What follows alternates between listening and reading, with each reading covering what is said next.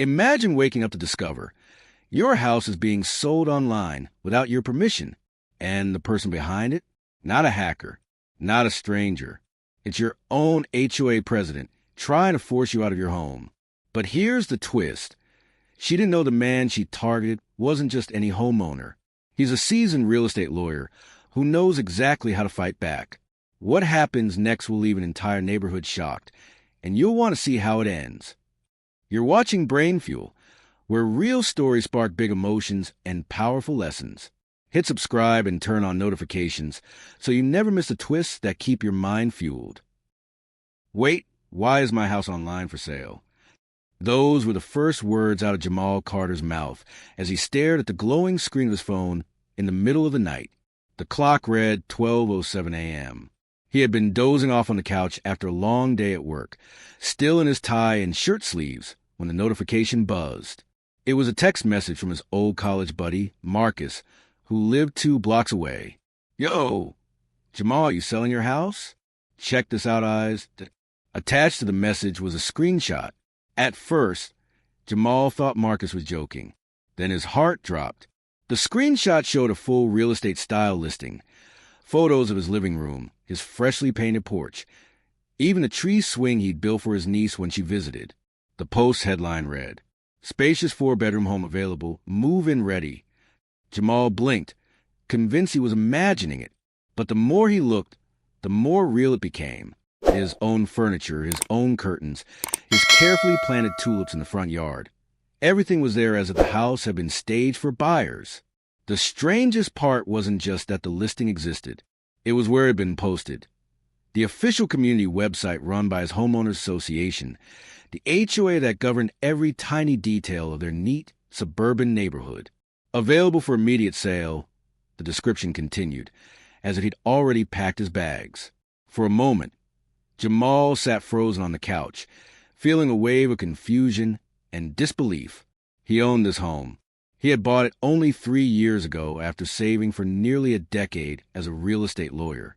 It was a safe place, his sanctuary, the reward for years of long hours and late nights. Now strangers online were commenting as if they could buy it. "Beautiful property. How soon can we schedule a tour? Price seems fair, but why is the owner leaving so fast?" The comments felt like strangers poking around his living room without permission. His fingers trembled slightly as he scrolled down to find out who had posted it. At the bottom of the listing, in smaller gray text, was a username, Karen W. Jamal's breath caught. He knew that name all too well. Karen Whitfield, Karen, as the neighbors called her behind her back, was the president of the HOA, middle-aged, always wearing oversized sunglasses and carrying a clipboard. She was a self-appointed guardian of the neighborhood's community standards. Jamal remembered the first time he met her, the day he moved in. She had knocked on his door, not to welcome him, but to warn him that his recycling bin couldn't stay by the garage for more than 24 hours. Later she complained about the shade of gray he'd chosen for his mailbox. "Too urban," she said. She even sent written warnings about his guest cars being parked at an angle that disrupted the street's aesthetic. He had learned to stay polite but distant. He wasn't the only neighbor she nagged, but he'd sensed something sharper in the way she dealt with him. Something beyond just the usual HOA fussiness. Tonight's discovery, though, wasn't just another petty complaint. This was different. This was personal. Jamal set the phone down and rubbed his forehead. Who in their right mind would list someone else's home for sale online, without telling them, without their permission? The weight of it began to sink in. This wasn't just an inconvenience. It was an attack on his privacy. He thought of the photos again, the pictures of his living room, his porch, his own belongings. How had she even gotten them? Then he remembered. Last summer, the HOA had organized a home photo archive project to show off the neighborhood's best-kept houses on their website. He had reluctantly agreed to let them photograph his property for what he thought was a harmless community slideshow. Now those same photos were being used to make it look like he was selling his home. His mind raced. Could this affect his property value? His reputation? Would people think he was leaving because of some scandal? Anger started to replace his shock. He picked up the phone and called Marcus. "Man, you're seeing what I'm seeing, right?" Jamal asked, Yeah, bro. I thought maybe you were moving. That's why I texted. This is crazy. Why would the HOA do that? That's exactly what I'm going to find out tomorrow morning, Jamal replied, his voice tight. After hanging up, Jamal paced the living room. His eyes drifted to the wall where his framed law degree hung. As a real estate lawyer, he had handled dozens of disputes involving unfair HOA practices. Ironically, he had warned clients about situations where associations overstepped their boundaries. Never in his life had he expected to be the victim of the kind of harassment he often defended others from. He replayed every interaction he'd ever had with Karen Whitfield, every petty complaint, every smug smile. He could hear her sharp voice in his head. We just want to keep the neighborhood the way it's supposed to be. He wondered what she really meant by supposed to be. The more he thought about it, the clearer it became that this wasn't just about a fake listing. This was about someone trying to push him out, to humiliate him publicly. Jamal sat back down on the couch, staring again at the phone screen, at the words available for immediate sale. His house, the place where he had celebrated his niece's birthday last month, where his mother's photo rested on the mantel, reduced to a line in a fraudulent ad. He promised himself that this wouldn't end here. As the clock ticked past 2 a.m., he finally shut off the phone, but sleep didn't come easily. His thoughts were already forming a plan for the morning. Confront Karen Whitfield face-to-face and demand an explanation. But as he closed his eyes, one thing kept echoing in his mind. Her username on the listing, Karen W_. For the first time since buying his dream home, Jamal felt like a stranger in his own house. The next morning, Jamal woke up earlier than usual. He hadn't slept much, just tossed and turned, replaying the fake listing over and over in his mind. By 7 a.m., he was already dressed in a crisp navy blue suit. He wasn't going to show up in sweatpants to face the woman who had humiliated him. This wasn't just a neighborly disagreement. This was business.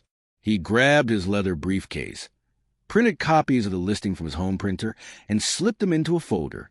He glanced at his reflection in the hallway mirror, calm, collected, and ready for battle.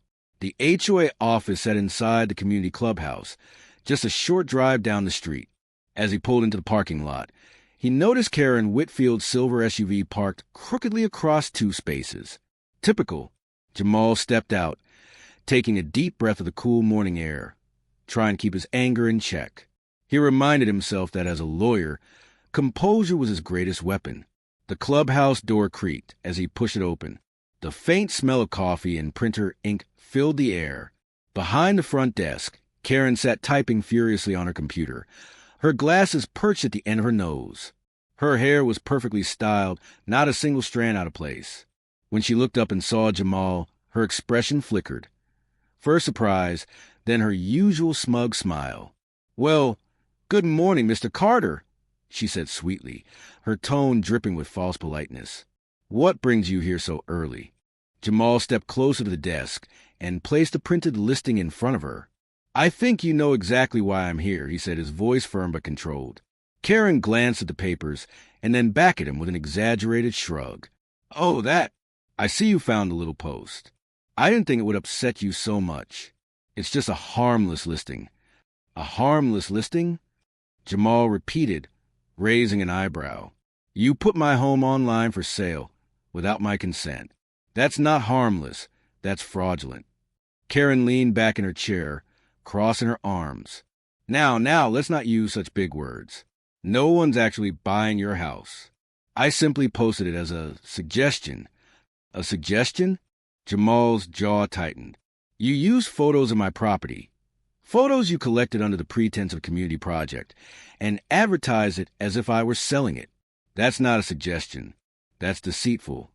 Karen sighed dramatically, as though she were the one being inconvenienced. "Look, Jamal, it's nothing personal, but your yard has been looking, well, less than ideal. Those tulips, they don't match the neighborhood's color scheme.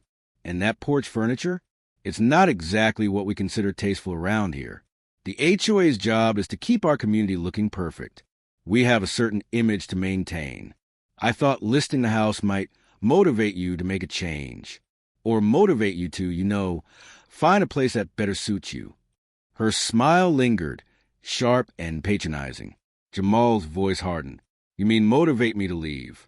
That's what this is about, isn't it? You want me gone? Karen's smile faltered for a split second. You're reading too much into it. I just care about property values. Some people care about these things more than others. Jamal caught the subtle emphasis in her words. Some people, he'd heard that tone before, the unspoken suggestion that he didn't belong. You've crossed a line, Mrs. Whitfield, Jamal said, his calmness now edged with steel. You violated my privacy, misrepresented my property, and made it look like I was leaving. Do you have any idea how illegal that is? Karen let out a short, dismissive laugh. Illegal? Don't be dramatic. We're the HOA. We have authority over community standards. Authority over lawn heights and fence colors, maybe, Jamal countered, leaning forward slightly, but not over someone's right to stay in their home. You don't get to decide who belongs here. For the first time, Karen's smile disappeared entirely. Her eyes narrowed. Maybe people like you don't understand how HOAs work. We set the rules here. Jamal straightened, his expression darkening. Oh, I understand how HOAs work better than you ever will. I'm a real estate lawyer. I know the law and I know my rights. What you've done isn't just unethical, it's grounds for legal action. Karen opened her mouth to respond, but no words came out. The room went silent, except for the low hum of the printer in the corner. Jamal broke the silence. You need to take that listing down immediately. And you're going to issue a written apology not just to me, but to the entire neighborhood for abusing your position. Karen scoffed. Try to recover her composure. You're overreacting. No one's going to care about this little misunderstanding. Jamal's eyes locked on hers. You'd be surprised how much people care about being lied to. He gathered the papers from the desk and turned to leave. As he reached the door, Karen's voice followed him. This isn't over, Jamal. You can't just walk in here and make demands. I run this neighborhood. Jamal paused at the doorway and glanced back over his shoulder, his tone calm but cutting. No, Karen, the law runs this neighborhood. You just enforce the gardening rules. He left the clubhouse with a measured stride, but inside his chest, his heart was pounding. Back in his car, Jamal sat for a moment gripping the steering wheel. He felt a mix of anger and determination. He confronted her, but he knew she wouldn't back down easily. His phone buzzed. It was a text from Marcus again. How'd it go? Did the queen of the HOA admit her stunt? Jamal smirked despite himself and typed back. She tried to play it off. This is going to get uglier before it gets better. As he started the engine, Jamal decided that this wouldn't end with a verbal confrontation. Karen had made this personal, and now it was time for him to use every bit of his knowledge as a lawyer to hold her accountable. The encounter at the clubhouse had revealed something deeper than a fake listing. This wasn't about lawn decorations or porch furniture. It was about control, about someone abusing their power to push him out of the place he'd worked so hard to call home. And Jamal wasn't about to let her win. That night, Jamal sat alone at his kitchen table with a steaming mug of coffee going cold beside him. Outside, the street lamps cast long shadows across his front yard, highlighting the tulips Karen had mocked that morning. For years, this home had been a sanctuary after long days in court. But now the familiar walls felt less like protection and more like targets. He flipped open a yellow legal pad, the kind he used for case notes, and scrawled a single word across the top in bold letters, plan. Jamal had handled dozens of cases involving homeowners' rights, but it felt different when you were the one under attack. His own experience taught him that people like Karen didn't back off after a single confrontation. If anything, they doubled down, counting on their titles, their reputations, and the quiet fear of neighbors to shield them from consequences. He tapped his pen on the pad, thinking back over the entire year of living under Karen's watchful eye. There had been a letter about his improper porch furniture, the email about unapproved garden lighting, even the time she stopped in the street to complain that his niece's chalk drawings on the driveway were unsightly. Every incident had seemed petty at the time, but now he saw them differently, small pieces of a bigger pattern. Jamal began jotting down dates and brief descriptions of each complaint. His handwriting grew more precise as the list grew longer. HOA warning letters, fines that had appeared without explanation, The email thread where Karen had claimed his lawn was depressing the neighborhood's curb appeal. He wasn't just documenting memories. He was building a timeline, something every lawyer knew could make or break a case. When he looked up from the pad, his eyes fell on the printed screenshot of the fake online listing. The bold headline glared back at him, "Available for immediate sale." That single phrase ignited a fresh wave of anger. It wasn't just wrong, it was humiliating. And the idea that Karen might be sitting comfortably in her house right now, feeling smug about her stunt, made his jaw tighten. Jamal reached for his laptop and began pulling up the state's housing laws. As a real estate attorney, he knew the broad strokes by heart, but he wanted the specifics, exact clauses that Karen had violated. He highlighted sections on fraudulent representation of property, invasion of privacy, and misuse of community platforms. The deeper he went, the more confident he felt. Karen hadn't just crossed an ethical line. She'd stepped straight into legal territory. But Jamal also understood something else. This wasn't just a matter of the law. It was about perception. Karen had power because she controlled the narrative. She had years of goodwill built up as the HOA president, presenting herself as a protector of the neighborhood's standards.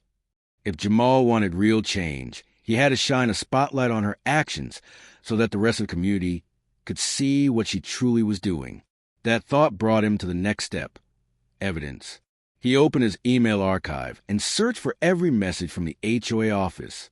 It didn't take long to find a digital trail that painted a clear picture. He copied everything: emails, meeting notes, even the HOA bylaws Karen often quoted to intimidate residents. He saved them all in a neatly labeled folder on his desktop: HOA_Karen_case. As the hours passed, the stack of printed documents on his table grew thicker. Fines, notices, warnings, photographs. He even dug out a crumpled parking citation Karen had left on his windshield during a barbecue last summer. Next, Jamal thought about witnesses. He knew he wasn't the only neighbor Karen had targeted. There was a Henderson family down the street who'd been fined for having their child's basketball hoop visible from the road, and Mrs. Delgado, whose holiday lights had been deemed too bright last December.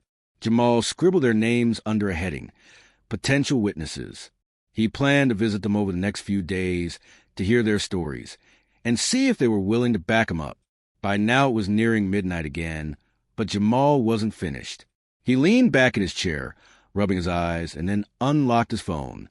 Scrolling through his contacts, he found a number for Tracy Lee, a local news reporter he'd met 2 years earlier while handling a pro bono housing discrimination case. Tracy had a reputation for uncovering abuses of power in small towns, exactly the kind of ally he needed. He hesitated for a moment. Calling the media felt like raising the stakes, but Karen had already made this personal. She hadn't just embarrassed him. She'd tried to intimidate him into leaving. Jamal knew silence would only embolden her. He hit call.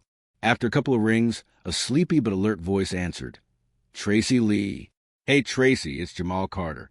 I'm sorry for the late call, but I think I've got a story you'll want to hear, he said. The tone of his voice must have conveyed the seriousness, because Tracy's drowsiness disappeared instantly. Go on, she urged. Jamal summarized the situation: how the HOA president had listed his home online without permission, how he suspected it was an attempt to push him out of the neighborhood, and how he had proof of her long history of targeting him. There was a brief silence on the other end before Tracy responded. Jamal, that's not just a story. That's harassment, maybe even discrimination. If you're willing to go on record, I'd like to cover it. A sense of resolve settled over him. I'm willing. I'll send you the documents I have. Good. This needs daylight, she said. People have a right to know what's happening in their own community. When the call ended, Jamal felt a flicker of something he hadn't felt since the whole ordeal began. Hope. He wasn't just reacting anymore. He was taking control. Before heading to bed, he arranged the documents neatly on the table, each stack representing a piece of the puzzle: evidence, witnesses, legal references, media contacts. He stared at the organized chaos and muttered under his breath, Karen picked the wrong neighbor this time. As he turned off the kitchen light, Jamal paused at the window, looking out into the dark, quiet street. Across the road, he could see Karen's house. The curtains were drawn, the porch light casting a faint halo around her perfectly trimmed hedges. He wondered if she had any idea what was coming, that the man she tried to bully out of the neighborhood was preparing to fight back with the law on his side. For the first time in days, Jamal climbed into bed with a sense of calm determination. He knew the battle ahead wouldn't be easy. Karen had influence, and she wouldn't go down quietly. But he also knew he wasn't just fighting for himself anymore. He was standing up for every neighbor who'd been silenced, every homeowner who'd felt powerless under the weight of an unfair HOA. Tomorrow, he thought, the real work begins. The news broke faster than Jamal expected. On a breezy Wednesday morning, Jamal was pouring coffee when his phone buzzed with a text from Tracy Lee, the reporter he'd spoken to days earlier. "It's going live tonight. Channel 7. 6 p.m. Thought you'd want a heads up." His stomach fluttered. Even though he was a lawyer used to being in courtrooms, the thought of his private dispute becoming public made him feel exposed. Still, he knew the attention was necessary. Karen had to be held accountable. At exactly 6 o'clock that evening, Jamal sat on his couch with his eyes glued to the TV. The opening headline read, "HOA President Under Fire for Listing Residents' Home Without Consent." The segment opened with drone footage of quiet, tree-lined neighborhood, accompanied by Tracy's crisp narration. An exclusive investigation tonight into claims that an HOA president misused her authority, listing a neighbor's home online as for sale without his knowledge or permission. Then came the clip of Jamal himself. He'd agreed to a short interview in front of his porch earlier that day. On screen, he appeared calm but determined, saying, "No homeowner should ever feel like their house can be put up for sale as a scare tactic. This is my home, not the HOA's property. What was done to me was wrong, and it needs to stop." The camera then cut to Karen's reaction. A news crew had caught her outside the HOA office as she left an afternoon meeting, dressed in a pastel blazer and pearls. She looked anything but pleased to see the reporters. "This is being blown out of proportion," she snapped into the microphone. "It was just a simple misunderstanding. No one was harmed. I was merely trying to preserve the community's image." The words, "preserve the community's image," echoed across living rooms in the neighborhood that night. Within hours, the HOA's group chat and local Facebook page exploded with comments. One neighbor wrote, "I always knew Karen took things too far, but this is ridiculous." Another chimed in, "I'm not surprised. She fined us for leaving our Halloween decorations up one extra day." By morning, the neighborhood was buzzing. For years, many residents had privately grumbled about Karen's strictness, but no one had dared to challenge her openly. Now, with Jamal's story out in the open, people felt emboldened to speak up. The HOA scheduled an emergency meeting for Friday evening in the community clubhouse. It was meant to be closed door, but word spread fast. By the time Jamal arrived, the parking lot was full, and a crowd had gathered inside, whispering in clusters. Jamal walked in wearing a charcoal gray suit, carrying a slim briefcase. His posture was calm and professional, but his eyes scanned the room sharply. Tracy and a cameraman were stationed discreetly in the back, recording everything. Karen sat at the head of the long oak table in the front of the room, flanked by 4 other board members.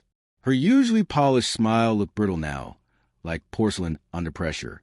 As Jamal entered, Karen gave a curt nod but didn't speak. The murmurs in the room quieted as the meeting was called to order. "Thank you, everyone, for coming," announced Mr. Dawson, the HOA's vice president, a tall man with salt and pepper hair. "We're here to address serious allegations made against our president, Mrs. Whitfield." Karen immediately cut in, her voice sharp but controlled. "These so-called allegations are nothing more than a miscommunication. I've served this community for 8 years, and everything I've done has been for the good of our neighborhood. This entire media circus has been blown far out of proportion." Jamal stood up slowly. "May I speak?" The vice president gestured for him to proceed. Jamal approached the front with a folder in hand. He laid it gently on the table, then looked around the room, meeting the eyes of his neighbors. "What happened to me is not a miscommunication," he began, his tone measured but firm. "Someone listed my home online, my private property, as if it were up for sale, without my consent, without even telling me. That's not a mistake. That's deliberate. He opened the folder and spread out printed screenshots of the fraudulent listing for everyone to see. This post was created using photos I allowed the HOA to take for a community slideshow last year.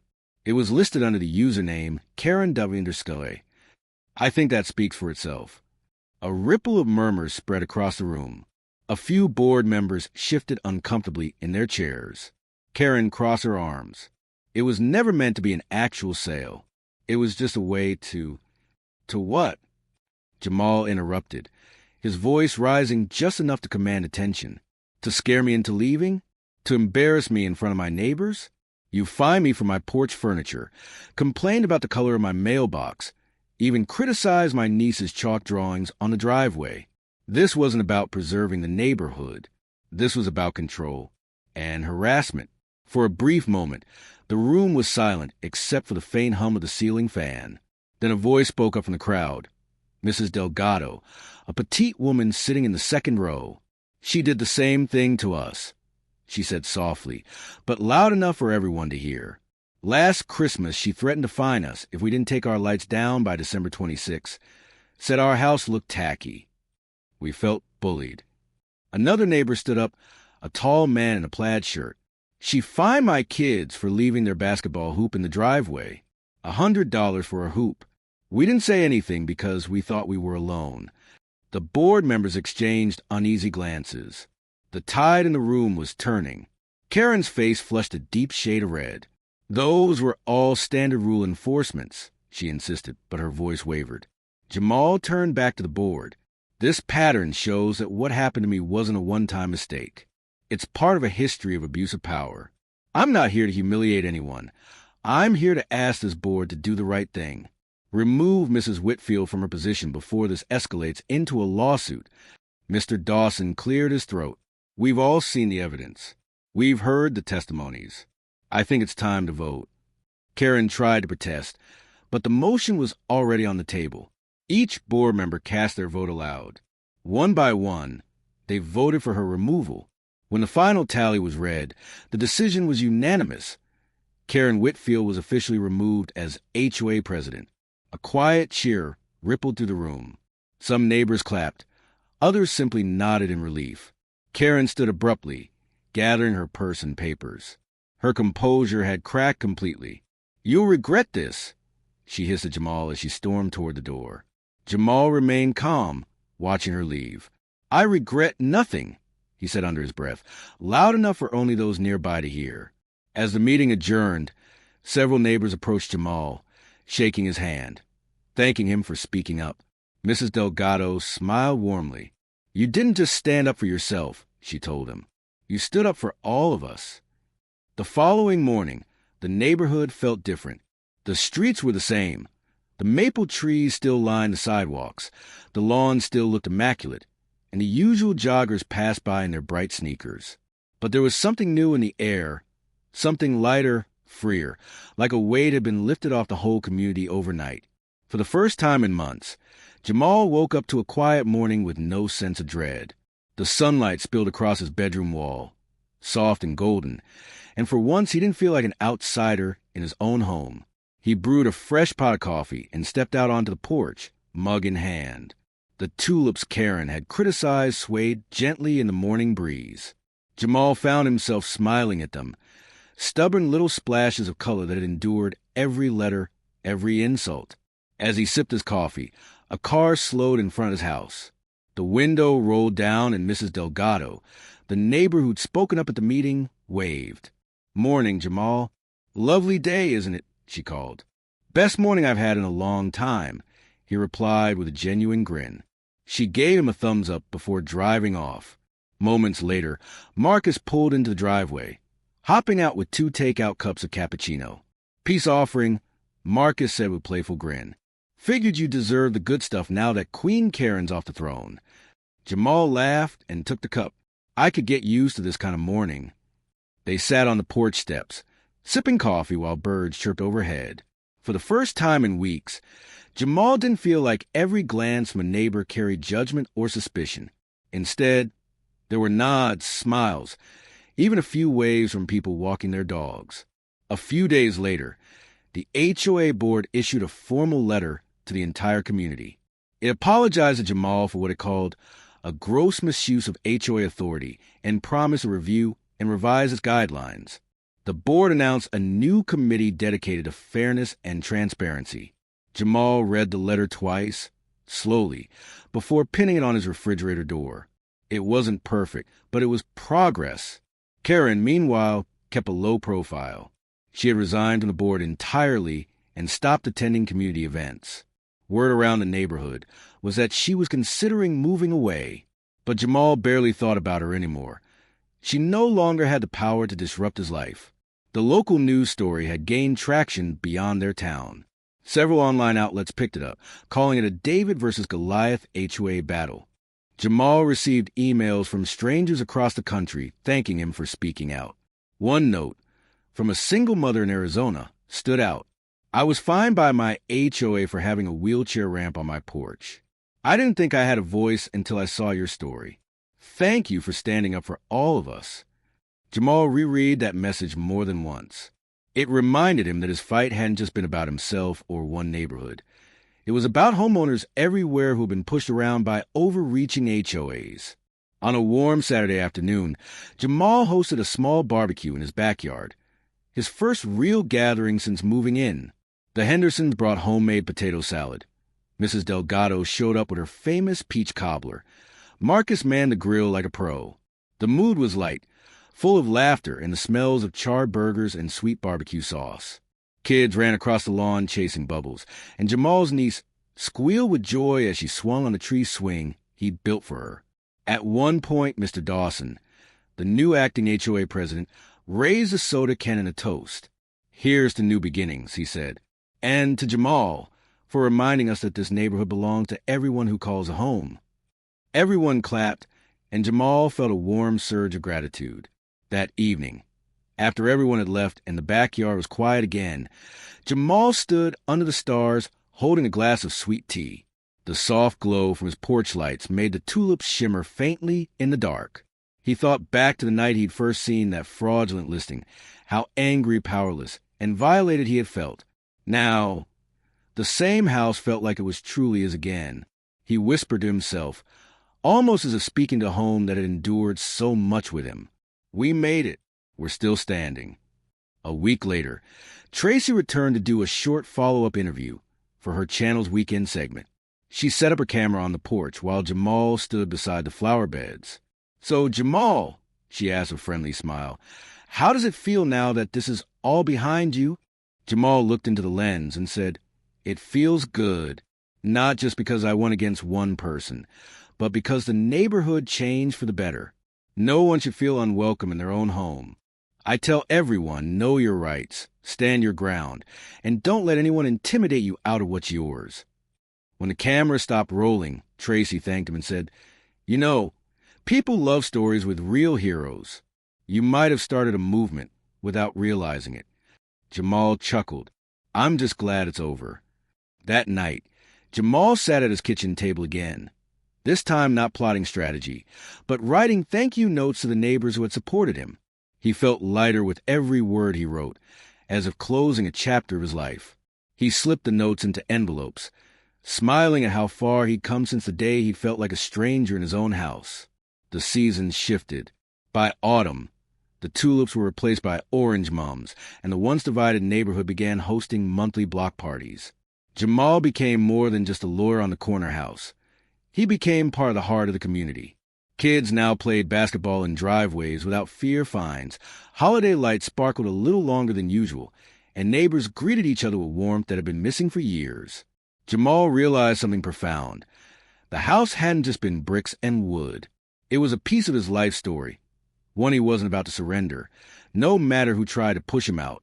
On a quiet evening, Jamal stood at the edge of his porch, looking out at the neighborhood he'd fought so hard to call home.